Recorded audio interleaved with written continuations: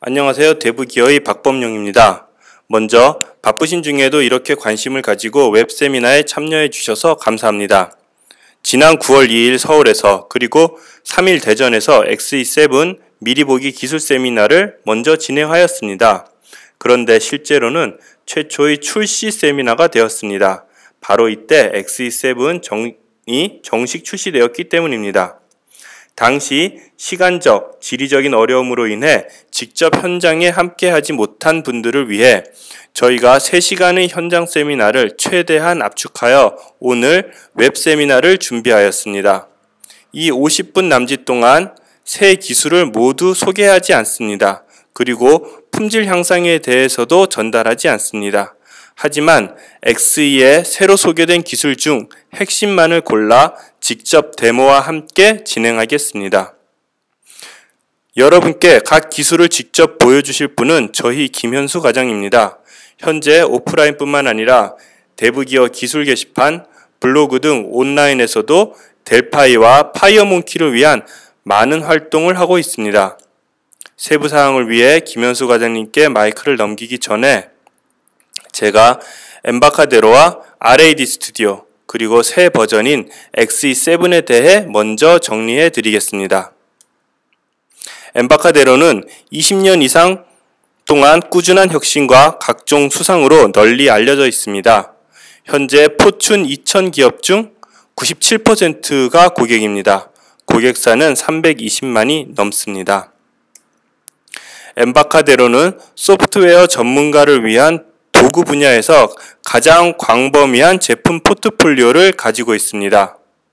제품 커버리지는 크게 세 분야, 즉 데이터 아키텍트, DBA, 소프트웨어 개발자를 위한 도구로 나누어질 수 있습니다. 오늘 세미나의 분야는 소프트웨어 개발 도구 중에서도 핵심이며 엠바카데로 회사보다도 역사가 오랜 델파이 C++ 빌더 RAD 스튜디오입니다. 지금 우리가 사용하는 OS의 대부분은 윈도우, 맥, 안드로이드, iOS 이 4가지 중 하나입니다. 그리고 우리가 늘 사용하는 앱들은 오피스, 카카오톡과 같은 네이티브 앱들입니다. RAD 스튜디오를 한마디로 말하면 이 4대 OS 플랫폼용 네이티브 앱을 멋지고 빠르게 만들고자 하는 개발자를 위한 최고의 개발 도구라고 할 수 있습니다. 지금 이 세미나에는 모바일이나 사물 인터넷 IoT 또는 델파이의 유서 깊고 또 여전히 강력한 윈도우용 VCL에 대해 관심을 가진 분들이 참여하셨을 것입니다. 먼저 RAD 스튜디오는 모바일 개발을 위한 가장 쉽고 강력한 길입니다. 코드를 재사용하고 단일 코드에서 여러 OS용 네이티브 앱을 만들 수 있습니다. 그리고 데이터 활용, 바스, 밉, REST를 표준 방식으로 매우 간단하게 연결합니다. 윈도우는 여전히 비즈니스 플랫폼의 중심입니다.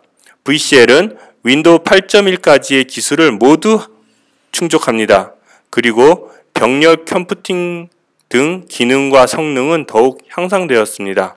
또한 기존의 VCL 앱을 그대로 사용하면서 모바일로 확장할 수 있는 앱 테더링 기술이 들어있습니다. 잠시 2009년도부터 지금까지를 돌아보겠습니다. 불과 5년 만에 하드웨어, 특히 모바일 디바이스가 폭발적으로 증가했습니다. 컴퓨팅은 구글 글래스와 애플 워치로까지 확대되었습니다. 이 기간에 안드로이드 모바일 OS는 1.5부터 4.4 버전까지 새롭게 출시되었고 iOS는 2.2부터 iOS 8까지 새로 출시되었습니다. 마이크로소프트 윈도우 또한 불과 5년 중에 윈도우 7과 윈도우 8이 새로 출시되었습니다. RAD 스튜디오도 이 기간 동안 이들 OS를 맞추어 지원해 왔습니다. 또한 그 저변에 깔린 기술 트렌드의 맥을 짚고 개발자를 위한 더 좋은 도구로 성장해 왔습니다. 그리고 이제는 멋진 앱들, 특히 오늘날의 기술 트렌드에 앞서가는 많은 앱들이 RAD 스튜디오를 이용하여 세계 각지 개발자들에 의해 만들어지고 있습니다. XE7의 개발 화면 선택장과 배포 선택창입니다. 오른쪽 그림과 같이 동일 코드 베이스에서 다양한 플랫폼으로 배포할 수 있습니다. 왼쪽 그림에 보면 XE7에서는 일관성 있는 UI뿐만 아니라 디바이스별로 세밀한 조정이 가능하다는 것을 알 수 있습니다. XE7의 세 기능을 한 장으로 요약하면서 저희 서론을 마치겠습니다. 첫째, Fire UI로 멀티 디바이스 개발이 보다 정밀해집니다. 방금 보여드린 화면입니다. 둘째, 사물 인터넷 IoT를 위한 앱 테더링과 블루투스 연결이 컴포넌트로 제공됩니다. 디바이스와 센서 컴포넌트는 더욱 향상되었습니다. 셋째, 이제는 64비트의 메모리뿐만 아니라 병렬 컴퓨팅 라이브러리를 통해 멀티코어 CPU의 성능을 모두 활용할 수 있습니다. 그리고 새 동적 배열 등을 통해 개발 시간은 더욱 단축됩니다. 넷째, 엔터프라이즈 모빌리티 서비스라는 턴키 방식의 미들웨어 솔루션 서비스가 도입됩니다. 마지막으로 XE7은 R&D의 부단한 품질 향상을 통해 이제껏 최고의 델파이와 C빌더가 되었습니다. 지금부터는 김현수 과장님께 각 핵심 신기능을 직접 데모와 함께 보여주시겠습니다. 안녕하세요. 오늘 R&D 스튜디오 XE7의 기술 부분 발표를 맡은 델파이 에반젤리스트 김현수입니다. 오늘은 짧은 시간인 만큼 새로운 기술의 핵심 항목 위주로 준비를 했습니다. 그럼 바로 시작하겠습니다. 네, 처음으로 VCL에 향상된 기능을 소개할 것입니다. VCL에서는 최근 XE6에서 태스크바 미리 보기 컴포넌트, 그리고 다양한 VCL 센서 컴포넌트들이 추가되었고요. 그리고 VCL 스타일링이 개선되었습니다. 그리고 VCL 앱을 모바일로 확장할 수 있는 앱 테더링 기술과 클라우드 서비스 연결을 위한 바스 클라이언트 컴포넌트 등이 새롭게 추가되었는데요. 이러한 컴포넌트들의 대부분은 VCL과 멀티 플랫폼에서 모두 사용할 수 있습니다.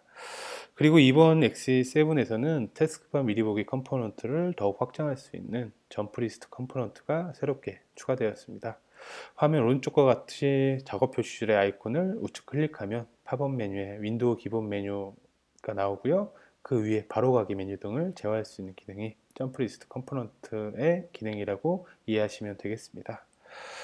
그리고 패러럴 라이브러리를 이용하면 기존의 VCL에서 멀티코어 CPU 성능을 최대한 활용할 수 있기 때문에 VCL 어플리케이션의 성능을 향상시킬 수 있습니다. 그리고 블루투스 기능과 개선된 파이어닥의 기능들을 모두 VCL에서 활용할 수 있는 기능들입니다.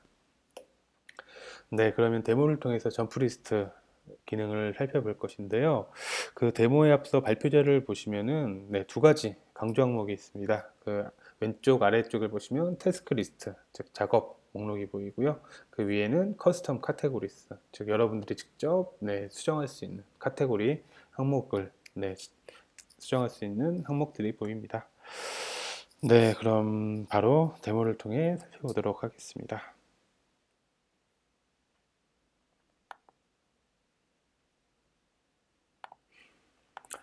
네, 데모를 통해서 확인할 기능은 총 두 가지고요. 첫 번째는 VCL 스타일에 대해서 잠깐 살펴볼 것입니다. VCL 스타일 같은 경우에는 프로젝트 옵션에 어플리케이션 어페어런스 항목을 선택하시면 사용할 수 있는데요. 다양한 VCL 어플리케이션의 스타일을 적용할 수 있는 기능입니다. 프리뷰 버튼을 누르게 되면은 모든 컨트롤과 메뉴와 그 시스템 메뉴까지 일관된 UI로 바꿀 수 있는 기능 VCL 스타일인데요. 여기에서 선택한 항목을 프리뷰 버튼을 통해 미리 보기를 할 수도 있고요. 체크박스 선택을 하게 되면 아래 디폴트 스타일에 추가가 되어서 거기에서 원하시는 스타일을 선택하신 다음에 OK 버튼을 누르면은 VCL 스타일이 적용된 어플리케이션을 이용할 수 있습니다. 하지만 VCL 스타일 같은 경우에는 디자인 타임, 즉 개발 시에는 표시가 되지 않고요. 그 런타임, 즉 실행 시에 그 VCL 스타일이 적용되기 때문에 이후에 실행할 때 같이 확인해 보도록 하겠습니다.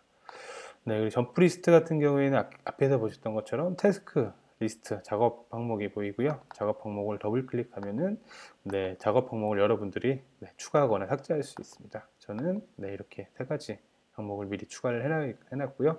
네, 세 가지 항목은 보시면은 아규먼트와 프렌들리 네임 두 가지가 나오는데, 프렌들리 네임 같은 경우에는 이 목록에 표시되어 있는 항목이라고 보시면 되고요. 아규먼트는 그 항목을 선택했을 때 여러분이 실행 시에 받아볼 수 있는 그런 인자값이라고 이해하시면 되겠습니다. 이 부분은 소스 코드에서 확인해 보도록 할 것이고요. 그리고 커스텀 카테고리 같은 경우에는 작업 목록 외에 여러분들이 추가할 수 있는 카테고리입니다. 저는 최근 문서라는 카테고리를 추가했고요. 최근 문서의 아이템스를 보시면은 제가 임의로 세 가지 항목을 추가한 것을 보실 수 있습니다. 그러면은 실행해서 확인해 보도록 하겠습니다. 제가 선택한 VCL 스타일이 적용된 걸 볼 수 있고요. VCL 스타일 같은 경우에는 다양한 컨트롤뿐만 아니라 서브폼에도 적용이 되고요. 메뉴에도, 그리고 시스템 메뉴까지도 일관되게 적용할 수 있기 때문에 여러분들의 어플리케이션을 일관된 스타일로 적용할 수 있는 기술입니다. 그리고 프로젝트 옵션뿐만이 아니라 동적으로 스타일을 변경을 할 수도 있고요. 이렇게 메뉴까지 변경되는 걸 볼 수 있고, 이런 기능을 활용하시면은 스킨 기능을 구현하실 때 아주 쉽게 사용할 수 있겠습니다. 그리고 점프리스트 기능을 살펴보시면은 점프리스트에 등록한 항목들이 이 작업 표시를 우측 마우스 버튼 누르면 나오는 팝업 메뉴에 나오게 됩니다. 뉴 오더를 선택하시게 되면은 새로운 주문을 등록하는 창이 실행 시에 로딩이 되고요. 그래서 어떤 형태로 이걸 연동을 하는지 살펴보도록 하겠습니다.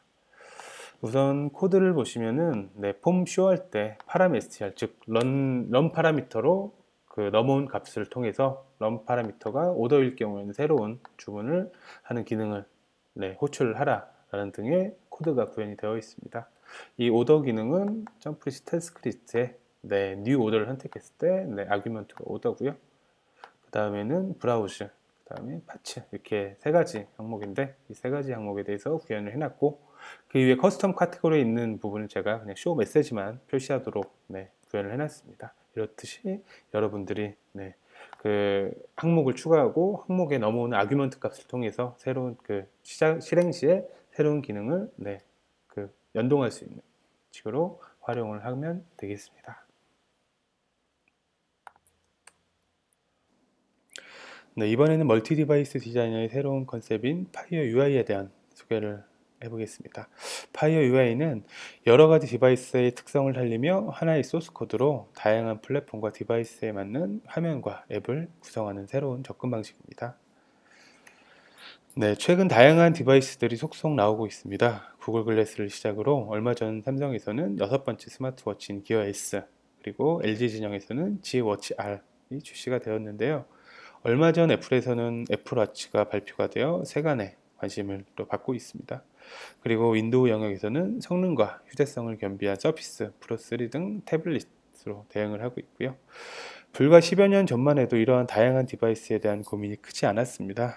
여러분들은 윈도우에만 집중을 해도 됐었는데요. 앞으로는 이러한 다양성이 더 커지고 더 빨라질 것으로 예상됩니다.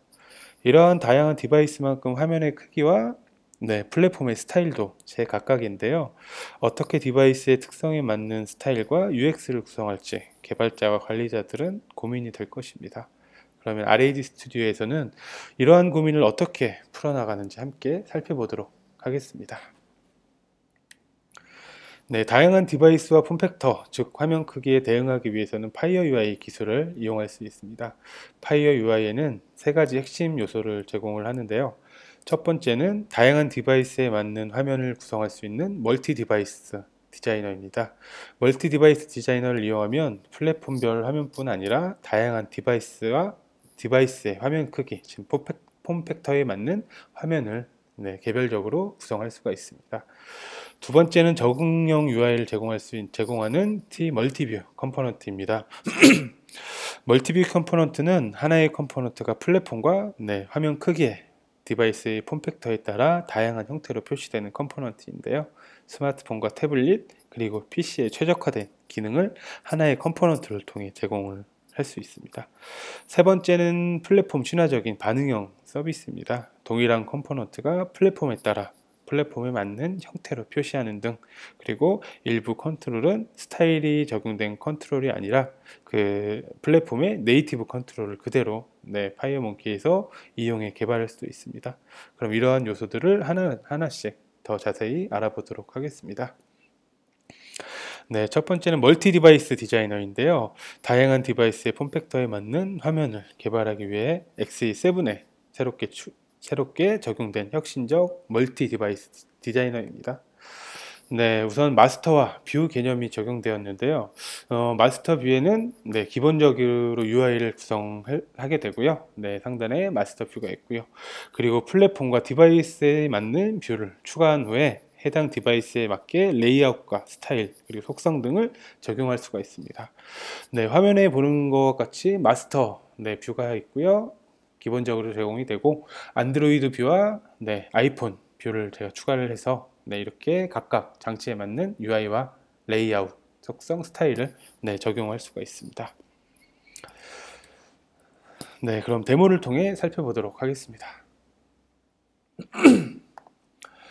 메뉴가 약간 바뀌었는데요. 기존 XE7까지는 파이어몽키 모바일 어플리케이션, 데스크탑 어플리케이션으로 되어 있던 부분이 멀티 디바이스 어플리케이션으로 통합이 되어 있고요. 해당 버튼을 누르게 되면은 템플릿 화면은 비슷하게 구성이 됩니다.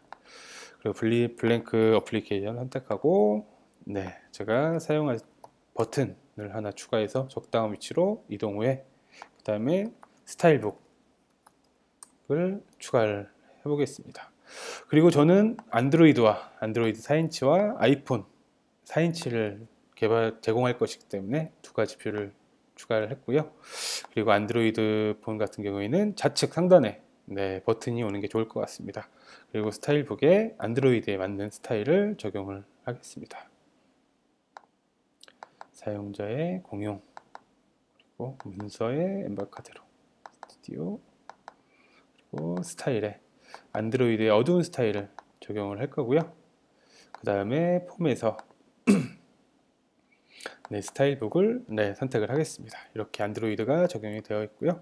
아이폰 같은 경우에는 오른쪽 위쪽에 버튼이 오는 게 좋을 것 같습니다. 스타일도 아이폰의 스타일로 적용을 하겠습니다. 아이폰도 어두운 색상으로, 그리고 스타일북을 적용을 하겠습니다. 이렇듯 마스터에는 필요한 컴포넌트를 적용하고서 폼에 대한 그 컨트롤의 그 이름이나 등등 속성들을 공통된 속성들을 적용을 하고요.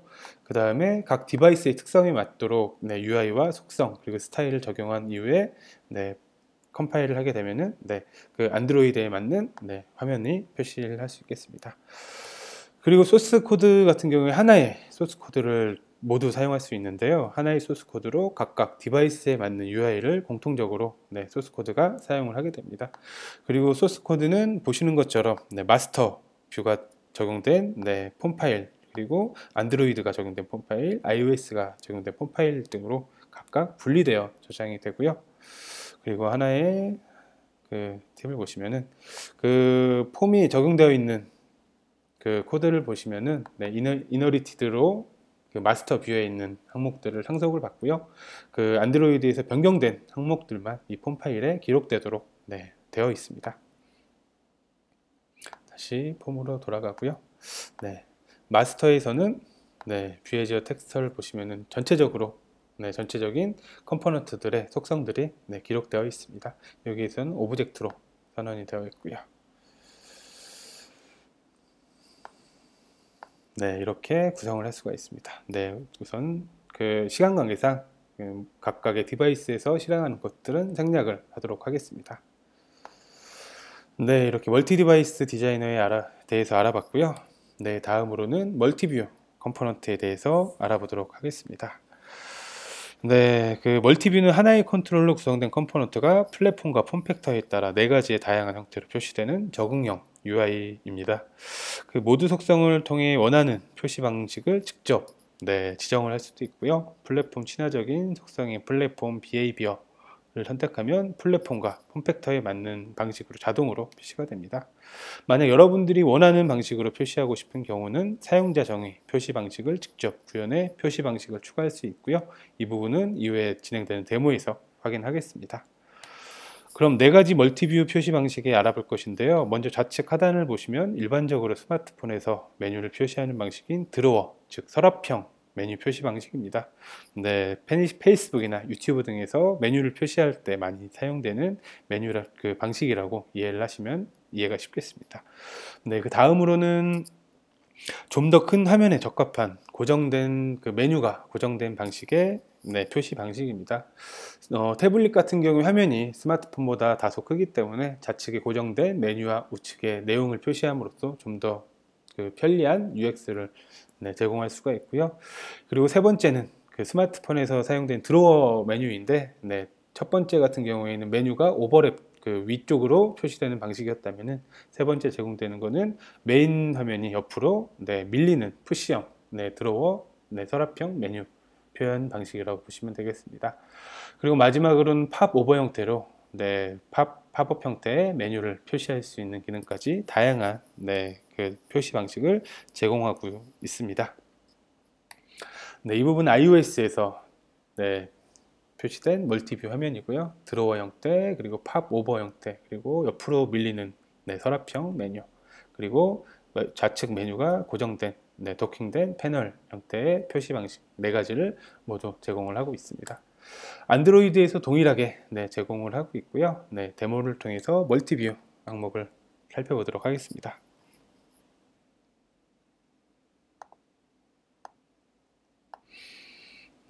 데모 프로젝트를 열겠습니다.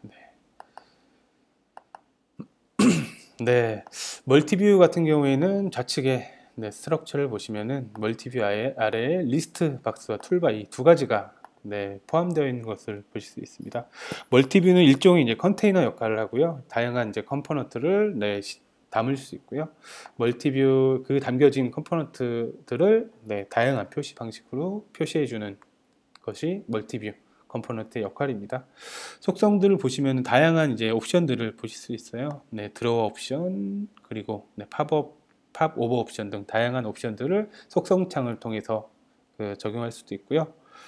그리고 모드를 보시면은 플랫폼 친화적인 속성부터 커스텀 드로어 패널, 그리고 팝 오버까지 다양한 속성들을 제공을 하고 있습니다.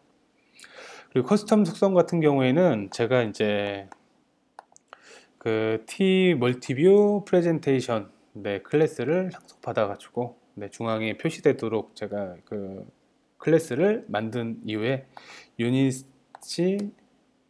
생성되는 시점에 커스텀 프레젠테이션 클래스로 등록을 하게 되면은 여러분들이 직접 만든 표시 방식으로 커스텀 방식을 추가할 수가 있습니다. 그러면은 데모를 통해서 확인해 보도록 하겠습니다. 윈도우로 먼저 확인을 해볼게요. 윈도우 같은 경우에는 플랫폼 친화적인 속성이 좌측에 고정된 항목이고요. 윈도우는 화면이 크기 때문에 이런 방식을 제공을 합니다. 그리고 팝 오버 형태를 선택을 하면은 이런 식으로 팝 오버 형태로 사용을 할 수가 있고요. 드로어를 선택하시게 되면은 좌측에서 메뉴가 튀어나오는 형태입니다. 드로어 같은 경우에는 오버랩과 푸싱 이 두 가지를 지원을 하고요. 그 다음에 제가 추가된 커스텀 같은 경우에는 버튼을 누를 때 중앙에 표시되는 형태로 이용을 할 수가 있습니다. 그러면 안드로이드에서 안드로이드 화면을 한번 확인해 볼 건데요. 이 부분은 시간 관계상 제가 미리 배포한 항목으로 테스트를 해보겠습니다. 멀티뷰 같은 경우에는 기본적인 플랫폼 친화적인 속성은 드로어 형태입니다. 그리고 다양한 항목들이 확인할 수 있고요. 커스텀 항목을 선택을 하게 되면 중앙에 표시되는 형태로 메뉴를 선택을 할 수 있는 UI를 제공을 할 수도 있습니다. 이렇게 멀티뷰에 대해서 알아봤고요. 네, 다음으로는 그 플랫폼 친화적인 반응형 서비스에 대해 알아보겠습니다. 몇 가지 컴포넌트의 플랫폼 친화적인 속성이 추가되었습니다. 앞에서 살펴봤던 멀티뷰에 적용이 되었고요. 그리고 대표적으로는 탭 컨트롤에 적용이 되었는데, 그 기존에는 그 탭의 위치를, 탭 포지션을 그 탑이나 보톰 등으로 그 지정을 했어야만 했는데 플랫폼 디폴트 속성이 추가가 되었습니다. 이 항목을 선택하게 되면 iOS 같은 경우에는 이 아래쪽에 탭이 표시가 되고요. 안드로이드는 많이 사용되는 위쪽으로 표시가 되도록 플랫폼에 친화적으로 그 표시하는 방식을 다르게 구성할 수 있습니다. 이전에는 이제 소스에서 하드코딩 됐던 부분을 이제는 속성 설정만으로 가능하게 되었습니다. 네, 그 외에도 다양한 기능이 개선되고 새롭게 추가되었는데요. 먼저 이제 데스크탑으로 이제 데스크탑 어플리케이션을 만들 때 멀티 모니터를 지원할 수 있게 되었습니다. 그리고 많은 분들이 그 질문을 주셨던 내용인데, 당겨서 새로 고치면 어떻게 이제 구현을 할 수 있느냐라고 해서 예제 소스를 드렸었는데, 그 XE7에서는 리스트 뷰에 당겨서 새로 고침 기능이 기본적으로 제공되고 있습니다. 그리고 플랫폼 네이티브 컨트롤들이 많이 개선이 되었고요. 그리고 모든 플랫폼에서 멀티터치 기능을 지원을 하게 되었습니다. 그리고 배포할 수 있는 배포 관리자 쪽이 개선이 되어 있고요. 그리고 새로운 PA 서버 매니저가 맥에서 이제 추가가 되었습니다. 그래서 PA 서버를 여러 개의 PA 서버를 관리할 수 있는 앱이고요. 그리고 PA 서버에 더 많은 기능들이 추가가 되었습니다. 그리고 안드로이드의 이제 새로운 기능인데요. 프로젝트 매니저에서 자바 라이브러리, 즉 자르 파일을 추가할 수 있습니다. 그리고 자바2 OP, 자바2 오브젝트 파스칼, 즉 자바 안드로이드 클래스를 오브젝트 파스칼 인터페이스로 생성할 수 있는 기능이고요. 이 두 가지가 추가됨으로써 기존에 이제 자바 라이브러리를 사용하기 위해서는 그 인터페이스 파일을 그 인터페이스 파일을 만들고 라이브러리를 추가하기 위해 덱스 파일을 만든다든지 상당히 번거로운 기능이 있었는데, 좀 더 편리하게 자바 라이브러리를 사용할 수 있게 되었습니다. 그리고 푸시 알림과 광고 관련 프로젝트 옵션이 추가가 되었고요. 그리고 몰입 모드를 안드로이드 키캣 4.4 이상에서 제공을 하고 있습니다.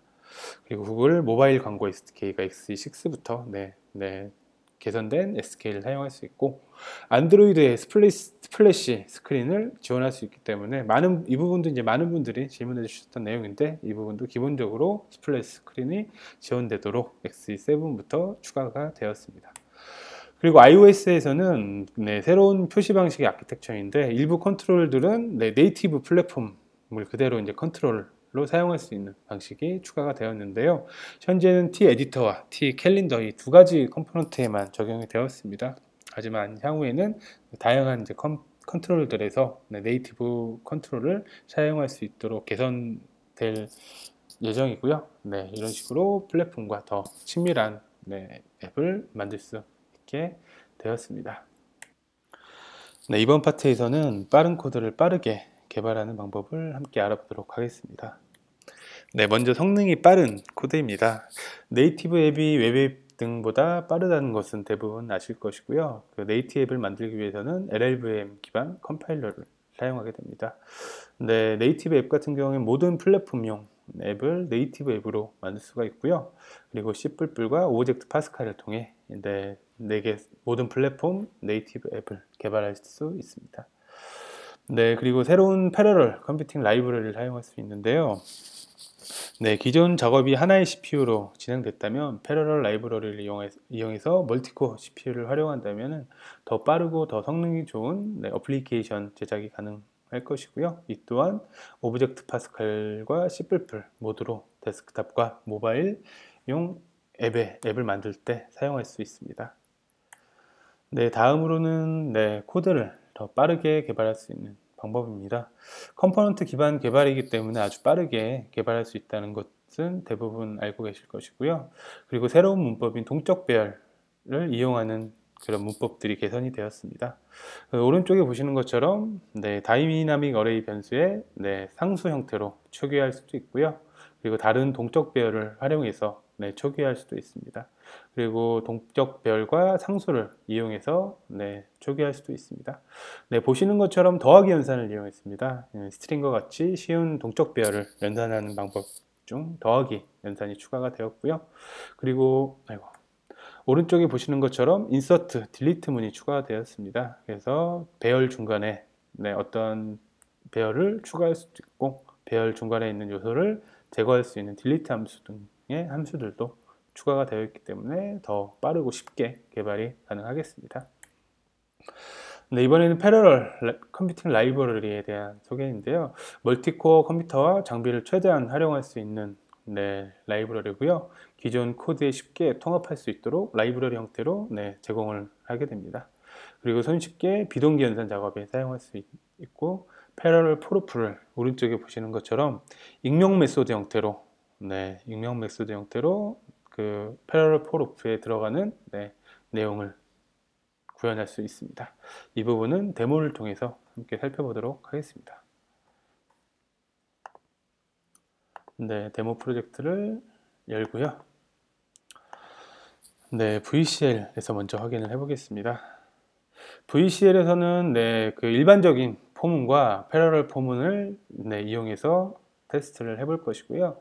일반적인 포문 같은 경우에는 포문 안에 is prime 소수인지 여부를 판단을 하는데, 이때 반복하는 횟수는 10만 건을 반복하도록 구현을 해놨습니다.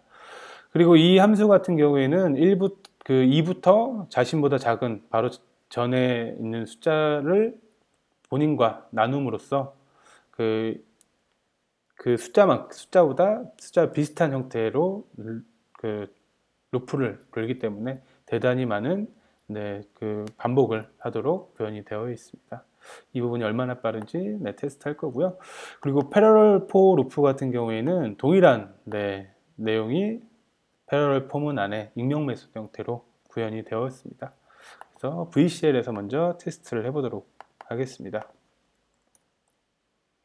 먼저 일반적인 포문을 이용할 경우에는 10만 건에 처리할 동안 1.3초 정도의 시간이 걸렸고요. 패러럴 포 루프 같은 경우에는 6.5초 정도, 절반 정도의 시간이 걸린 것을 확인할 수 있습니다. 그 이유는 제가 VM으로 설정된 윈도우에는 2개의 CPU가 할당되도록 설정을 해놨기 때문에 약 2배 정도이고요. 그렇다면은 4CPU를 사용하는 맥에서 제가 한번 돌려보도록 하겠습니다. 맥에서도 동일한 기능을 돌려볼 것인데요. 일반적인 포문을 돌 경우에는 약 1.57초 정도의 시간이 걸렸고요. 패러럴 포문을 이용할 경우에는 308ms 정도로 4분의 1 미만으로 그 성능이 나온 것을 확인할 수가 있습니다. 이렇듯 패러럴 라이브러리를 사용하시면은 여러분들이 필요한 그 성능이 필요한 곳에서 패러럴 라이브러리를 이용하신다면은 기존보다 훨씬 빠르고 성능이 좋은 어플리케이션을 만드는 데 도움이 되겠습니다. 그 다음으로는 이제 RTL 런타임 라이브러리 개선 사항인데요. XML 도큐먼트에서 옴니 XML 그 라이브러리를 지원합니다. 모바일에서도 동작을 하고요.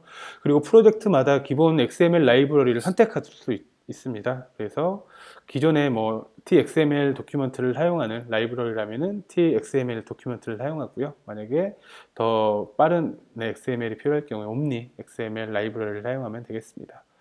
그리고 새로운 시스템.net 인코딩 유닛이 추가가 되었고요. 여기에는 웹 관련 인코딩, 디코딩하는 함수들을 모아놨기 때문에 이 유닛을 사용하시면은 웹 관련 인코딩, 디코딩 하는데 더 도움이 되겠습니다.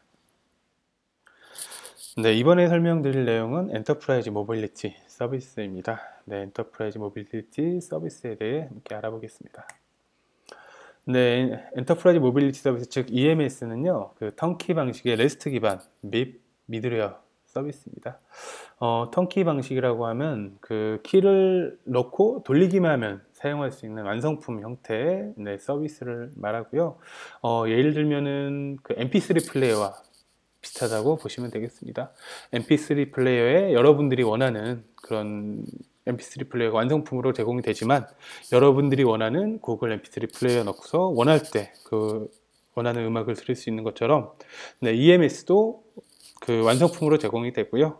여러분들이 원하는 비즈니스 로직을 패키지 형태로 작성한 다음에 EMS에 추가를 하면은 원하는 시점에 해당 서비스를 이용할 수 있는 방식입니다. 네, 이렇듯이 이제 원하는 기능을 넣을 수 있는 사용자 정의 API 호스팅을 기능을 제공하고요. 이 부분은 그 델파이의 표준 패키지 형태로 사용을 할 수가 있습니다. 그리고 여러분들의 엔터프라이즈 데이터베이스와 연결을 할 수가 있고요. 그리고 사내에 있는 서비스들이 있다면 서비스와도 연결을 할 수가 있습니다. 그리고 물론 그 클라우드 서비스와도 연결을 제공을 하고요. 그리고 모바일과 데스크탑 클라이언트를 지원하고 있습니다. 그리고 사용자와 REST API 호출 등의 통계 데이터를 웹 콘솔을 통해서 볼 수 있도록 제공을 해주고 있습니다. 네, EMS에 대한 구조를 간단하게 보면요. 중앙에 있는 EMS 서버가 중심입니다. 즉 EMS 패키지를 플러그인해서 사용할 수 있고요. 그 EMS 서버에는 좌측에 있는 EMS 클라이언트가 REST API를 통해서 EMS 서버와 통신을 하게 됩니다.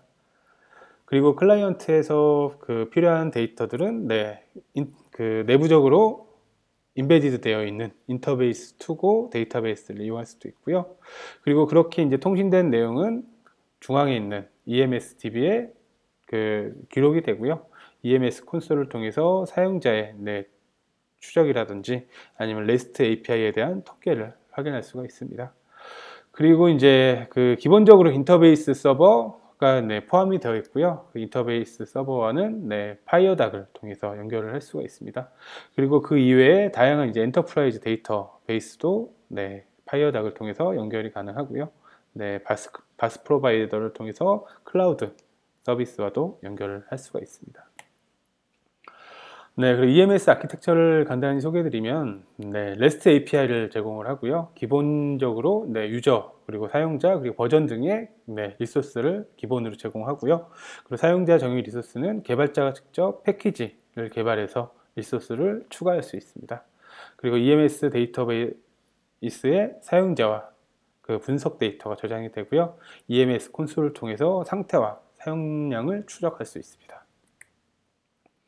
그리고 EMS 서비스를 배포할 경우에는 인터베이스 서버를 통해서 데이터를 사용할 수도 있고요. 그리고 EMS 서버, EMS 콘솔이 개발용 스탠드얼론 서버로 제공을 해줍니다. 그래서 그 제공해주는 EMS 스탠드얼론 서버를 이용해서 개발을 다 하시고요. 그리고 이 EMS 서버와 EMS 콘솔은 5유저 라이센스가 포함이 되어 있습니다. 그리고 윈도우 32와 윈도우 64비트로 실행 가능하고요. EMS 패키지를 이용해 사용자 정의 API를 배포할 수 있는데 이때는 표준 BPL 패키지를 이용할 수 있습니다. EMS 패키지를 만드는 방법은 간단하고요. 그 파일 뉴 버튼을 통해서 파일 뉴 other 기타 항목들 선택하시면은 좌측에 EMS라는 경로가 있고요. EMS 트리를 선택하시면 EMS 패키지를 만들 수가 있습니다. 마법사가 이제 패키지 생성을 지원을 해주고요. 패키지의 리소스를 추가하거나 아니면은 모듈을 추가하는 때 이 마법사를 이용하실 수가 있습니다. 오늘은 제가 시간 관계상 이 부분 데모는 생략하도록 하겠습니다. 그리고 EMS 클라이언트 같은 경우에는 EMS 클라이언트와 EMS 서버는 REST API를 통해 통신을 하게 되고요. 델파이와 C++ 빌더로 클라이언트를 제작할 수 있습니다. 그리고 VCL과 파이어몽키 모두에서 모든 데스크탑과 모바일 플랫폼에서 EMS 클라이언트를 만들 수가 있고요.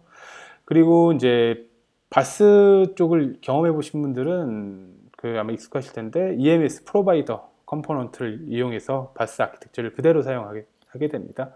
그래서 T 백엔드 쿼리, T 백엔드 유저, T 백엔드 엔드포인트 등의 바스 클라이언트 컴포넌트를 이용해서 EMS 클라이언트를 구성할 수가 있습니다. 그리고 클라이언트와 EMS 서버 사이에 이제 데이터베이스의 데이터들은 TEMS 파이어다 클라이언트 컴포넌트를 이용해서 데이터를 전송하거나 수신할 수가 있겠습니다. 이번 파트는 IoT, 즉 사물 인터넷을 통해 앱의 영역을 넓히는 방법에 대해 알아보도록 하겠습니다. 사물 인터넷, 즉 모든 것을 연결한다는 의미인데요. 내용을 이야기하기 앞서 몇 가지 사례를 간단히 소개하겠습니다. 최근 MIT 대학에서는 화장실에 IoT 센서를 장착하는 시도가 있었습니다. 화장실에 센서를 장착해서 기숙사에 있는 학생들이 이제 어떤 화장실이 비어 있는지 또 그런 정보를 스마트폰이나 PC를 이용해서 확인하는 시도가 있었고요. 그 시도가 상당히 이제 좋았던 모양입니다. 그 시도가 성공적이었다고 판단을 해서 그 세탁실 그리고 세탁기와 건조기에도 센서를 달았고요. 이런 정보들을 기숙사에서도 또 확인을 할 수 있고, 이번에는 세탁기가 언제 비는지 또 건조기가 언제 비는지 정보를 학생들에게 제공해서 좀 더 그 공부에 집중할 수 있도록 할 수 있는 사물 인터넷 사례가 있었고요. 또 국내에서는 얼마 전 제가 뉴스에서 본 건데요. 스마트 양식장 케이스입니다. 민물장어를 키우는 이제 양식장이었는데요. 그 민물장어 같은 경우에는 뭐 수온이나 용존산소량 등의 그 환경에 대단히 민감하기 때문에 관리가 어렵다고 합니다. 그래서 직원들이 2시간이나 6시간 간격으로 점검이 필요했는데요. 그런 점검하는 부분을 모니터링하기 위해서 센서를 달았고요. 거기에서 수온이나 용존산소량 등의 그 필요한 데이터들을 수집을 했습니다. 그리고 PC와 스마트폰으로 모니터링한 결과 그 민물장어의 폐사율은 낮추고 직원들의 수고는 줄고 금전적으로도 큰 이익을 볼 수 있었던 사례가 또 있었다고 합니다. 그리고 우리 삶과 연결된 다양한 사례들도 있는데요. 이미 안경과 시계 등 웨어러블 기기를 통해서 정보를 가져오는 부분도 있고, 그리고 신발, 칫솔, 기저귀, 팔찌, 심장박동기 등의 그런 것을 통해서 건강 정보를 수집해서 우리들의 삶을 쾌적하게 살도록 도움을 주는 다양한 시도가 이미 많이 진행을 되고 있습니다. RE 스튜디오도 이런 시대 흐름에 맞춰서 여러 가지 플랫폼은 물론 사물 인터넷을 위한 기능이 추가가 되고 있습니다. 웨어러블 디바이스는 물론 다양한 IoT 기기와 센서에 연결할 수 있는 기능들을 제공하고 있고요. 그리고 블루투스 기능을 이용해서 여러 가지 센서와 연결할 수도 있고, 기기 간에 이제 서로를 연결해서 데이터를 공유할 수 있는 앱 테더링 기술들을 또 제공하고 있습니다. 그런 기능들을 연구에 내놓았는데요. 여러분들도 이제 이런 기능을 이용해 여러분의 제품과 서비스를 확장하실 수 있습니다. 그리고 여러분들의 기회도 이번 기회에 확장을 해 나가시길 바라겠습니다. 그럼 RAD 스튜디오에서 사물 인터넷 지원하는 방향을 살펴보도록 하겠습니다. 먼저 앱 테더링을 통해서 기기와 기기 간의 데이터를 주고받고 명령을 전송할 수 있는 앱 테더링 기술을 제공을 하고 있고요. 이 부분은 XE6의 와이파이 기반으로 제공을 했습니다. 그리고 XE7에 이제 블루투스 기능이 추가가 되어서 앱 테더링을 블루투스를 통해서 할 수 있는 기능이 추가가 되었습니다. 그리고 블루투스를 이용할 수 있는 블루투스 LE 컴포넌트와 블루투스 클래식 블루투스를 사용할 수 있는 라이브러리들이 포함되어 있기 때문에 블루투스 연결하기 위해서 좀 더 수월해졌고요. 그리고 IoT 기기와 센서들의 최근 들어서 REST 형태의 인터페이스를 제공하고 있는데, 이런 경우에는 REST 클라이언트 컴포넌트를 이용해서 REST 연결해서 여러분들의 앱에서 IoT 기기와 센서에서 데이터를 받아올 수도 있습니다. 그리고 앱 테더링을 잠깐 소개해 드리면은, 앱 테더링은 XE6에서 처음 도입이 되어 있고요. 기존의 윈도우 앱을 모바일 장치로 가장 쉽게 확장하는 방법입니다. 양측의 컴포넌트를 추가함으로써 양쪽의 커뮤니케이션이 가능하고, 원격에 있는 액션을 명령을 실행한다든지 데이터를 교환할 수 있는 작업을 앱 테더링을 통해서 할 수 있습니다. 앱 테더링은 동반자 모바일 앱 제작에 아주 유용한데요. 데스크탑용 이제 VCR 앱이 있다면은 동반 모바일 앱을 앱 테더링 기술을 이용하면 아주 쉽고 빠르게 개발할 수 있습니다. 이렇듯 신규 개발보다는 기존에 가지고 있는 VCR에 필요한 기능만 모바일로 확장하는 상호 보안과 확장이 아주 더 유용할 것이라고 생각되고요. 그리고 앱 테더링의 장점은 그 별도의 서버나 IP 설정과 서버 관리가 필요가 없습니다. 왜냐하면 자동으로 주변에 있는 그 테더링 될 대상을 찾기 때문에 자동 탐색 기능을 가지고 있습니다. 그리고 피어 투 피어, 즉 P2P 모델을 이용해서 같은 앱과 동반 앱을 이용할 수도 있고요. 그리고 XE7에는 특정 IP를 지정해서 연결을 하거나 동일 서브넷에서 연결하는 그런 기능을 제공하고 있습니다. 그럼 앱 테더링 데모를 통해서 앱 테더링 기술을 살펴보도록 하겠습니다. 네, 데모 프로젝트를 열 것이고요. 네, 이번에 살펴볼 데모는 쇼핑 목록을 공유할 수 있는 데모입니다. 즉, VCL에서는 쇼핑 목록을 이제 제공을 할 것이고요. 모바일 앱에서는 VCL에서 받은 데이터를 모바일 화면에 표시를 하고요. 이 버튼, 바이 100 버튼을 이용해서 그 데이터베이스 용 VCL 앱에 구매 정보를 요청을 할 것입니다. VCL에서는 데이터베이스의 그 내용을 반영을 할 것이고요. 이렇듯이 VCL에 있는 기능 중 일부를 모바일 앱으로 만들 수 있는 기능을 함께 살펴보도록 하겠습니다. 그럼 먼저 VCL 앱을 실행을 할 것이고요. 모바일 앱 같은 경우에는 안드로이드용 앱을 제가 미리 배포해 놓은 것을 이용하도록 하겠습니다.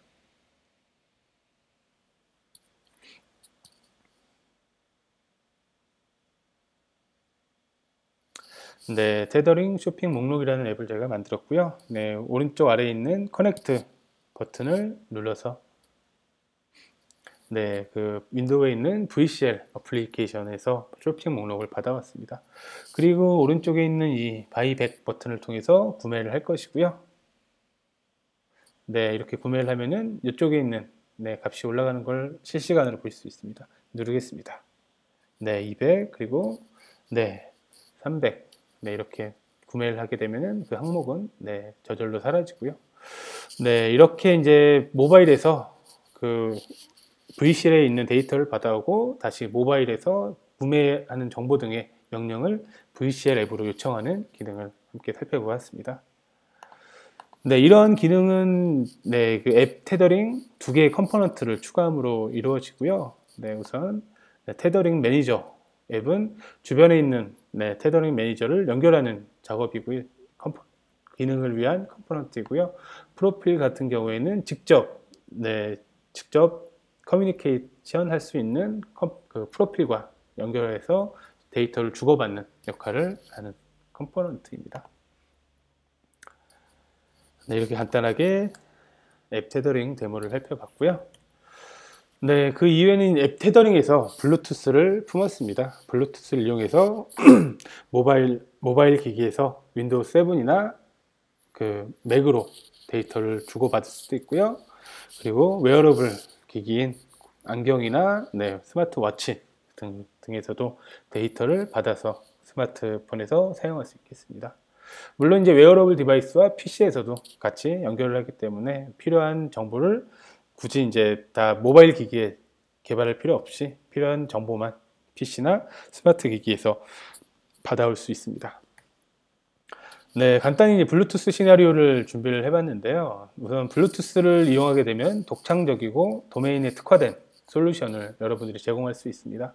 블루투스와 블루투스 LE 기능을 이용해서 헬스케어 센서나 웨어러블 기기와 연결할 수 있는 솔루션을 만들 수가 있고요.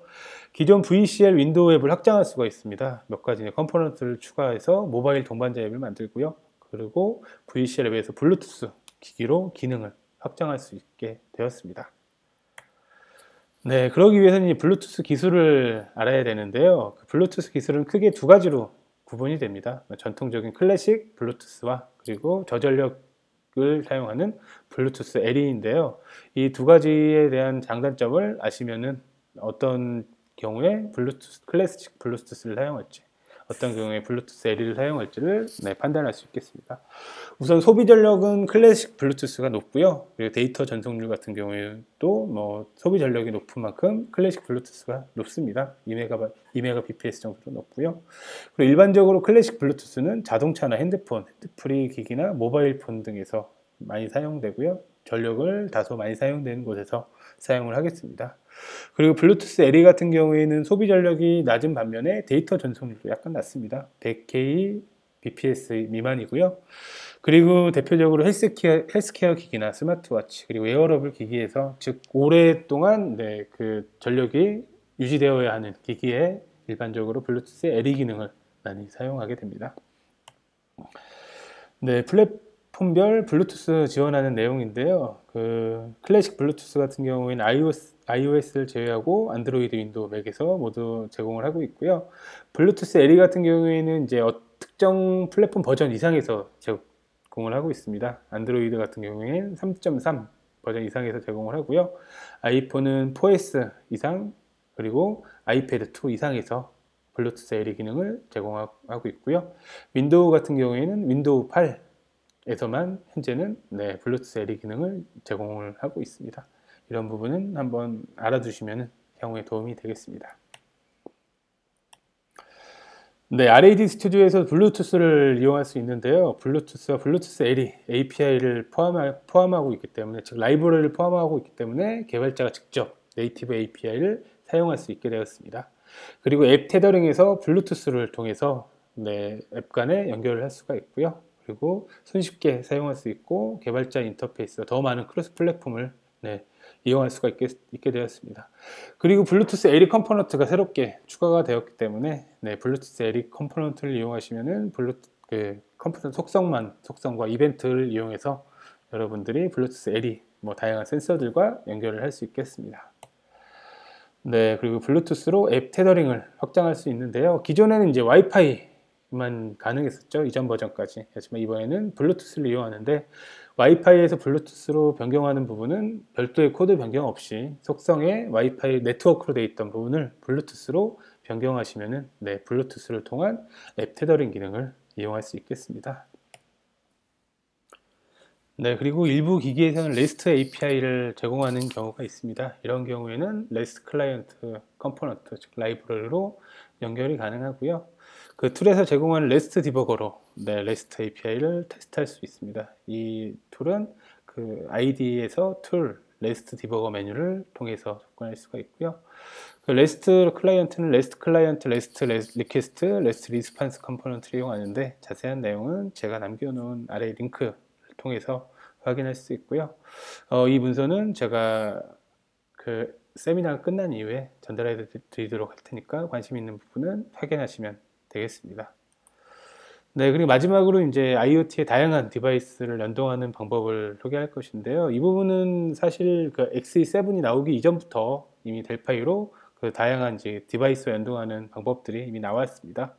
이 부분은 제가 하단에 있는 링크를 통해서 설명을 좀 드렸고요.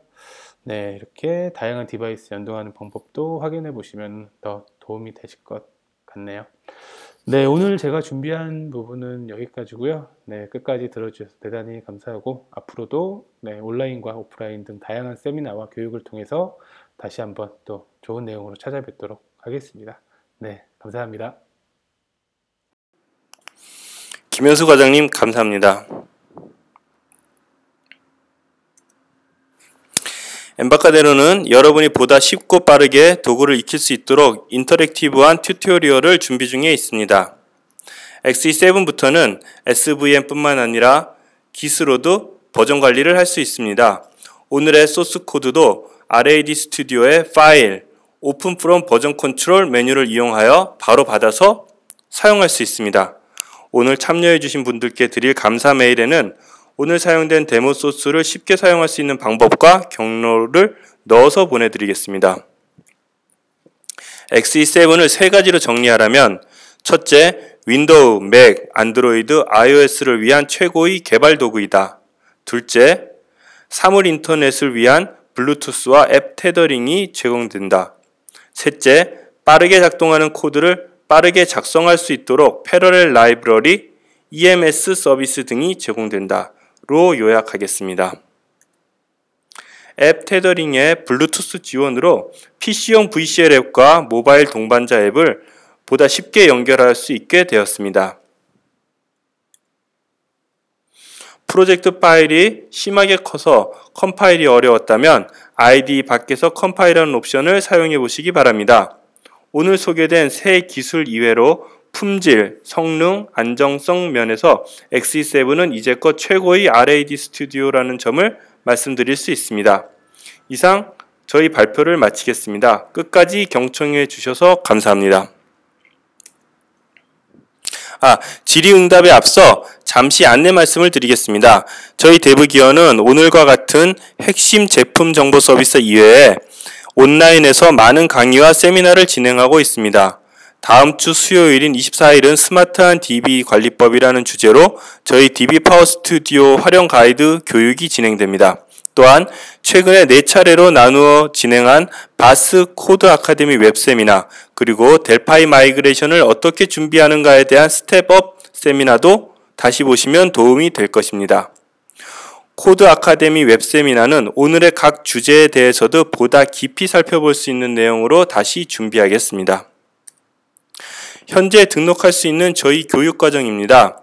데브기어 COKR의 서포트 에듀케이션을 통해 보다 자세히 볼 수 있습니다. VCL뿐만 아니라 모바일 개발 교육도 진행됩니다. 업무를 하면서 틈틈이 평가판을 사용해 보는 것도 좋겠지만 교육에 참석하면 결국에는 훨씬 더 많은 시간을 절약하게 될 것입니다. 특히 저희 개발 툴 과정은 초보자라도 첫날부터 바로 직접 앱을 만들어 가면서 나갈 수 있는 교육입니다. 업무로 바쁘시겠지만 잠시 여유를 가지고 교육에 참석하시기를 권하고 싶습니다. 그럼 이제 질의응답 시간을 가지겠습니다. 화면에 퀘스천 기능을 이용하여 질문을 해 주시기 바랍니다. 감사합니다.